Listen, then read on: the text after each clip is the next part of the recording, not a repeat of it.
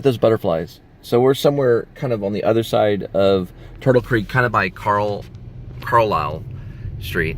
We're coming up on Carlisle, and we're gonna make a right-hand turn right here.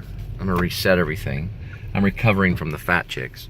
So we're turning right here, and we're going down where it says Monaco Trail Apartments. Look at these.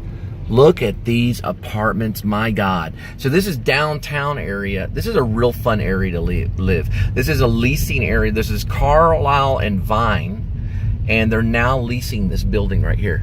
Look at that. Oh, wow. That is really pretty. Right by the Post Vintage. So the Post Vintage is this apartment right here. And then we go right past Cole Street. We're passing Cole Street right here. And then we're gonna go right towards Oak Grove, and we're moving down that way. I'm gonna reset everything. I kinda gotta get my sanity back.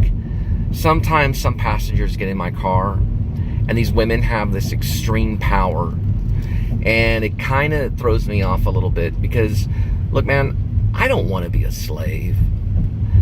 I certainly don't wanna be a bondservant. Nobody wants to not have power. We want to have power and control. We want to be in control. I certainly, and I told this lady that I want to buy the Contintal Lofts, and I want to recreate kind of like Andy Warhol's version of the factory here in Dallas. And I told her that because that's what I want to do. Eventually, I do want to buy the Continental Lofts and turn it into a place only for artists. And any of the artists have any drug problems and stuff, they'd have to go to rehab. They have to be clean, but they have to do art. They can do a little bit of drugs, but nothing hard, and they can't get addicted to anything, really. Or they'd be sent off to rehab. But I do want clean artists, or artists that do maybe just a little bit of drugs. I don't really mind if they smoke a little weed or whatever. But they can hang out there, Harmony Korine style, with the beautiful losers at this Continental Loft. And they can create art. Oh, look at this Whole Foods right here. This is really nice right here. And they can create art freely, and I will be the landlord, but I'll also be an artist myself, and I will lower the rent to a very cheap amount. I will talk with the artists to see what they can afford, and they will live there under my supervision and under my help.